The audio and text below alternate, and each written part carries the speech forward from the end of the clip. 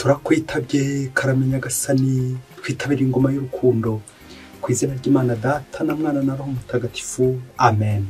Amahoro bana b'Imana ni muhumure, Imana iradukunda ije kutugira neza kuri uyu wa gatatu w'icyumweru cya 21 mu bisanzwe tariki 27 Kanama 2025 ngo duhimbaza Mutagatifu Monica nyina wa Mutagatifu Agustini. Dore amasomo ajya gutwegereza Imana. Isomo rya mu ibaruwa ya mbere Paulo Mutagatifu yandikiye Abanyatesaloniki umutwe wa 2 umurongo wa 9 kugeza kwa 13. Bavandimwe, muribuka imvune n'imiruho yacu igihe twabamenyeshaga inkuru nziza y'Imana. Ntitwaburaga gukora ijoro n'amanywa kugira ngo hatagera n'umwe muri mwe tugora. Yemwe uko twifashe hagati yanyu tubabera intungane, intabera n'indahinyuka, mwebwe wemera mushobora kubihamya ndetse n'Imana ubwayo. Kandi muzi ko twahuguraga buri muntu nk'umubyeyi mu bana be, tubishishikaza, tubatera inkunga kandi tubingingira gutunganira Imana iyo ibahamagarira ingoma yayo n'ikuzo ryayo. Ngicyo igituma tudahwema gushimira Imana kuko mwakiriye ijambo ryayo twabigishije nk'uko riri ry'ukuri. Koko ntimwaryakiye nk'ijambo ry'abantu ahubwo nk'ijambo ry'Imana rigaragariza akamaro karyo muri mwebwe abemera. Iryo ni ijambo ry'Imana. Zaburi 139. Mana yanjye undeba mu ntebe z'umutima ukamenya wese. Najya he kure y'uruhanga rwawe, nahungira he kure y'amaso yawe. Naho nazamuka ku ijuru ubuhari, naho narigita nkaryama ikuzimu ubuhari, naho namera amabanka y'umuseke weya maze nkajya kwiturira ku mpera y'inyanja, naho ngaho kuho kwawe niko kuhanjyana, indyo yawe ntigire ubwindekura. Wenda nava aho nibwira nti nibura umwijima wo uzantwikira, maze amanywa ahinduke nk'ijoro rinkikije.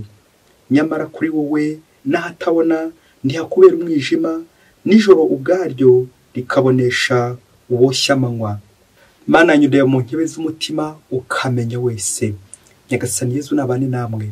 Amagambo mw'ivanjili ntagatifu ko yanditswe na Matayo umutwe wa 23 umurongo wa 27 kugeza ku 32. Muri icyo gihe Yezu aravuga ati, nimwiyimbire bigisha amategeko n'abafarisayo b'indyarya, mwe mumeze nk'imva zirabyingwa. Inyuma ni nziza, naho imbere zuzuye amagufa y'abapfuye n'ibihumanya by'ubwoko bwose. Namwe niko mumeze. Imbere y'abantu mwigira intungane, nyamara mu mutima haganje uburyarya n'ubugome. Nimwiyimbire bigisha amategeko n'abafarisayo b'indyarya, mwe mwubakira imva z'abahanuzi, mugasukura ibituro by'intungane, mukavuga ngo iyo tubaho mu gihe cy'abasokuruza bacu ntituba twarafatanyije nabo kumena amaraso y'abahanuzi. Bityo mukihamya ubwanyu ko muri abana babisha abahanuzi. Ngaho nimwigane basokuruza banyu maze mubarenze ubugome. Iyo ni ivanjili ntagatifu. Bayoboke b'Imana nimugera amahoro. Aha tugeze ni kuri buri munsi. Fungura buri munsi, ufungure buri munsi, ufungure abandi buri munsi. Ineza y'Imana buri munsi, ijambo ry'Imana buri munsi. Amasomo kintu yacu duteguriye aradufasha kuzirikana ku ngingo igira iti kunyurwa n'ukuri. Abantu benshi muri no si uzasanga we nanjye tujya dushaka ibintu bita inyongezo, inyongera, ukondi ngashaka ko namererwa neza kurenza ukondi. Ibyo ni byiza, ariko nanone hari ubwo nanone dushaka gukora tugashakira amata gukimasa, cyangwa tugashakira ubwinshi mu mazi menshi nka bwa bugari bwa mubyeyi uva ufite abana benshi akumva kugira ngo abana bahage ntafu yifitiye, afite ifu nkeya nuko akongeramo amazi menshi. Buri gihe cyacu kikaba ari kugenda twongera ndetse n'ibidaza gushoboka kugira ngo tutaza guseba. Buri wese rero iri somo rize kumutambukaho, uze kureba uti hariya Nyagasani yampaye iki. Ese ibyo njya nishyiriraho cyangwa ibyo nishyiraho uko nishyiraho ibyo byose binyura Imana? Dusaba inema yo kuguma uko turi, kunyurwa n'uko turi. Amasomo y'uyu munsi aragenda atangira muri deception aze gusoreza muri reception bitewe nuko nyine washoboye kwiyakira ibintu bibabaje, ibintu bigoye, ariko kubera ko wagumye ukuri bikaza kurangira ubayeho neza wishimye. tujya kuzirikana ku ngingo ebyiri. Iya gatatu iraza kuba nyine ari inyongezo. Ingingo ya mbere iraza kwitwa Monika, uwo turi guhimbaza Monika. Ingingo ya kabiri iraza kuba gutandukanya inshinga ebyiri, kugaragara no kuba.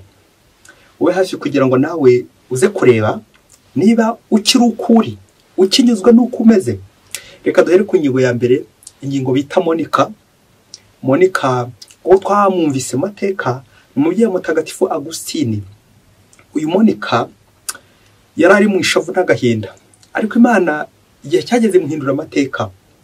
Ubwo Patrice wahoze ari umugabo we yari umupagani, ariko ntanyurwe n'uko ari, akoka ku ngeso mbi, ubusinzi ndetse n'uburaya, ndetse n'izo ngeso mbi akazitoza umuhungu wa Agustini.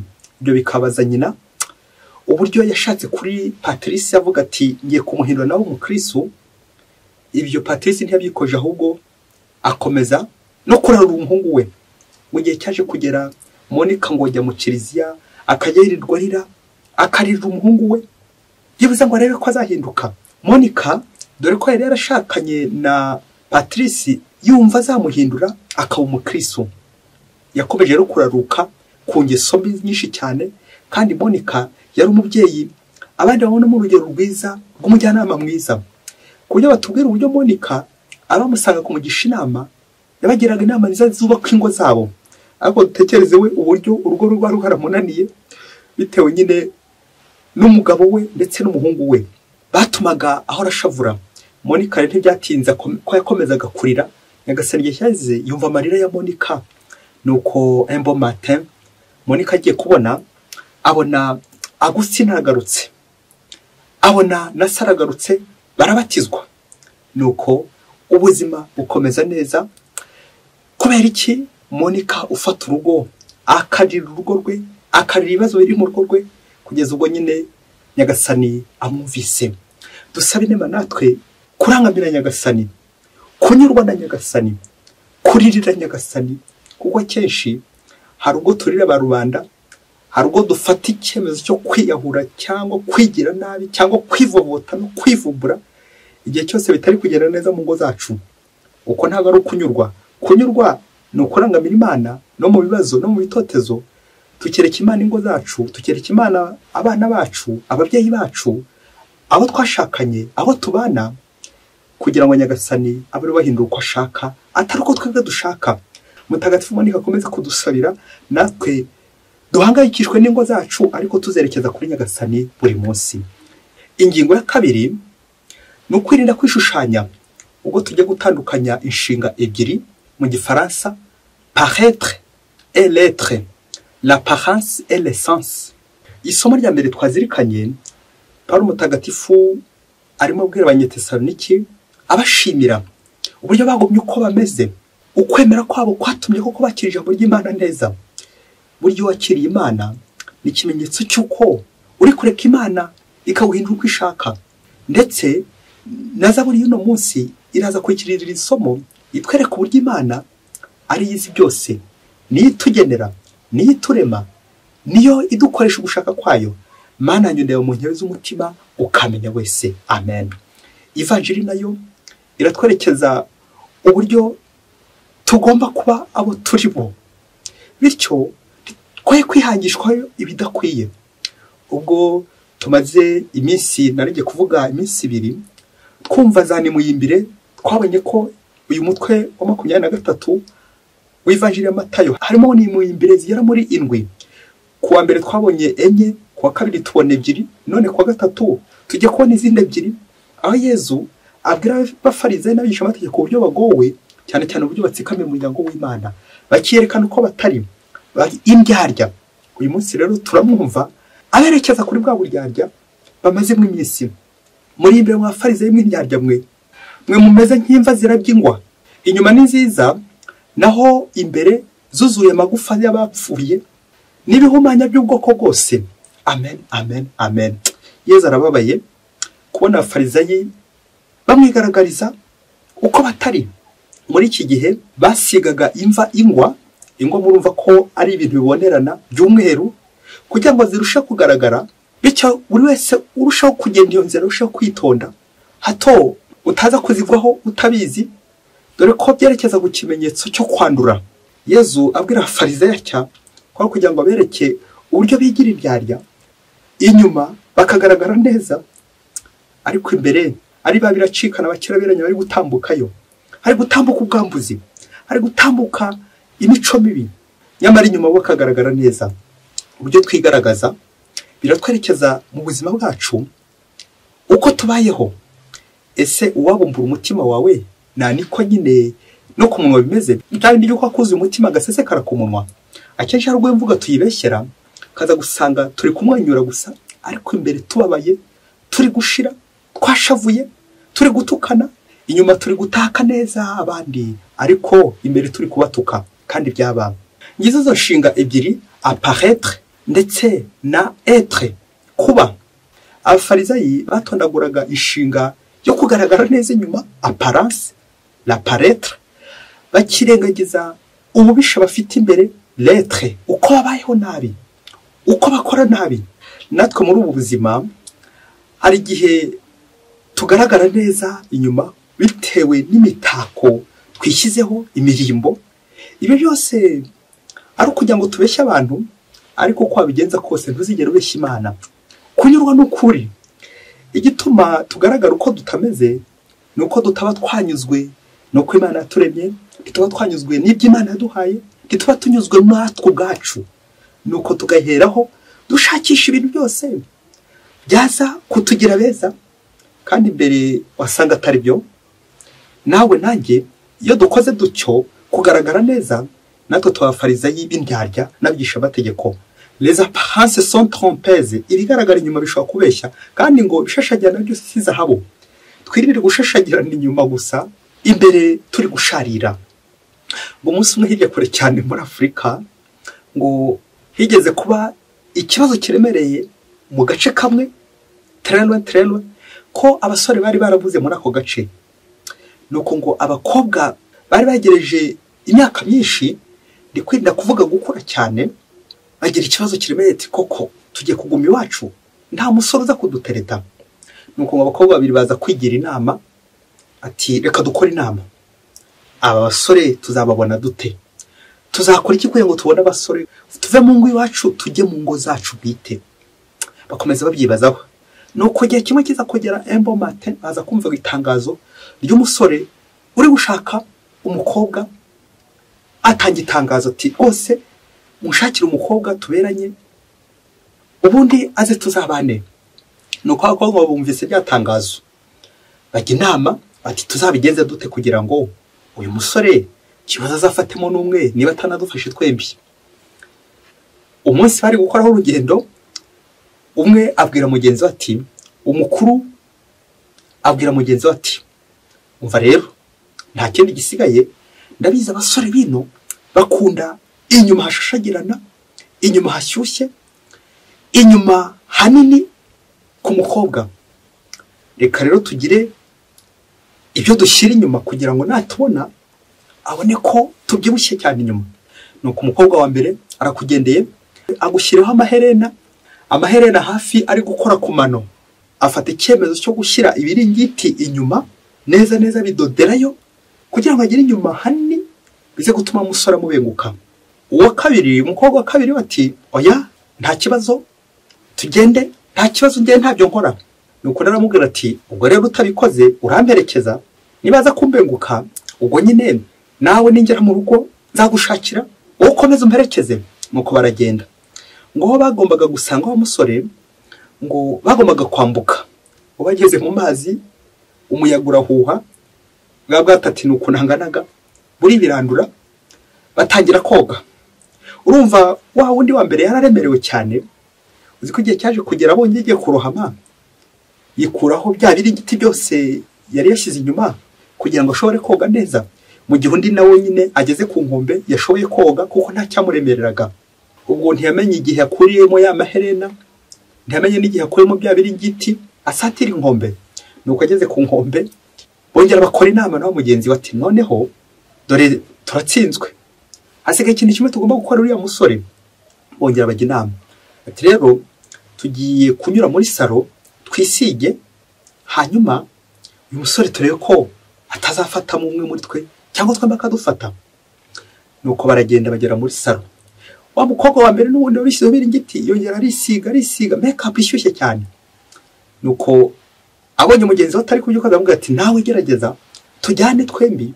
Umusore aze kwihitiramo. Mugenzi aramubwira ati oya yewe nta bushobozi ntabyo nza gukora. Nuko mugenzi aramubwira ati nta kibazo reka wowe urakomeza umperekeze, ubwo nibicamo nyine nawe nzakubwira ukomeze umperekeze tujye kureba umusore. Nuko baragenda maze kwishyiraho bya birungo byose. Bageze imbere y'umusore ngo wa musore ngo arabareba yongera arabareba bombi arabitegereza yongera arabitegereza.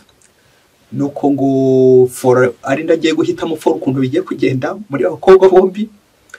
Nuko aravuga ati ngo yari umwana wa pasiteri ati umugore w'urukara umuhabwa n'Uwiteka, aleluya, naho w'inzobe nawe wamwikorera, aleluya, amen.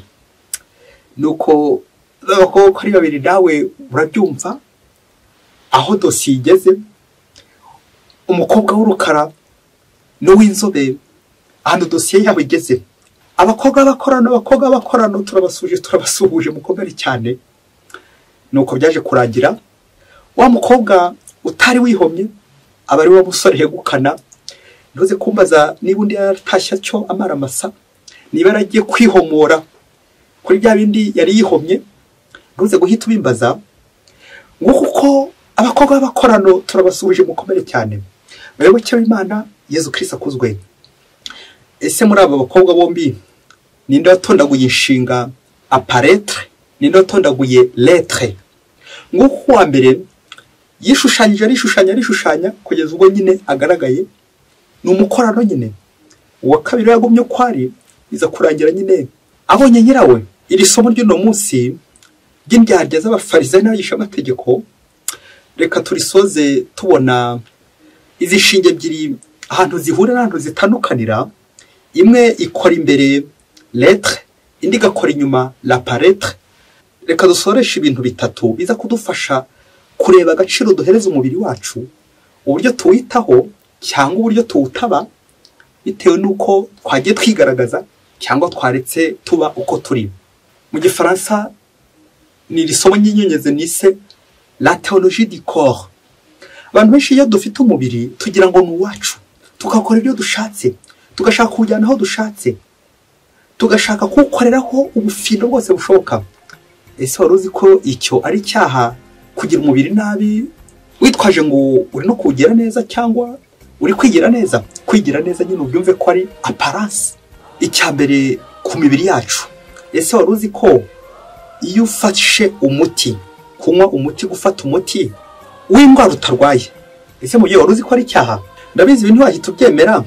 Ubwo niba hari imiti wari utangiye gufata nta ndwara ufite, umenye ko uwo mubare w'ibyaha, uwo mubiri wawe uri kwica ubusa, uwo mubiri wawe uri kuroga, uwo mubiri wawe uri kugira nabi. Mbese ni nkaho kundi nyine wafata ibinini byo gukuramo inda, ibinini byo kuzitira isama, ubu wakubaza indwara urwaye wayibona? Iyo virusi uri gushaka kwica wayibona? Ngiki cyaha ku mibiri yacu. Tujya tubeshya ngo dukunda imibiri yacu, ariko abantu benshi twanya imibiri yacu burya. Ibyo byose nyine tugenda turohamo dukoreramo bidakwiye. By'indwara tutarwaye tukanywa ibinini, tukanywa tugafata inshinge n'ibindi byose tujomba mu mibiri yacu, kandi koko turi guhemukira imibiri yacu. Kubera iki? Kubera amafiyeri. Icyaha cya kabiri ku mibiri yacu ni uguhindura rumwe mu ngingo zawe uko Imana itarukoze. Ukawahindura uruhu, ukawahindura amazuru yawe, ukawakwitobagura n'utundi twose tudufiyeri bakwikoreraho. Ujye umenya ko ari icyaha umubyeyi we. Mutilation, ugaca urugingo ukaruhomeka kugira ngo uzabe mwiza kurushaho. Ibyo byose ni ukubabaza Imana, ni ugutanyurwa. Ikintu cyose uzakora operation yose uzikoreraho atari uburwayi bwawe biguteye wenda kugira ngo umuganga agufashe ngo ukire cyangwa akoroheza uburwayi, ibyo byose uzajya uvuga uti iki ni icyaha. Icya gatatu, ese guki makiyaje cyaba ari icyaha? Za makeup zishyushye n'ibindi byinshi cyane. Icya mbere ni uko nyine byose no guta igihe, kwihangishwaho, kutanyurwa, ushaka kwishushanya ku ruhu, ibyerekeza ku kwibona, kwirata, kwikuza, kwiremereza, kwishyiraho ibirungo n'indi mirimo yose n'indi mitako.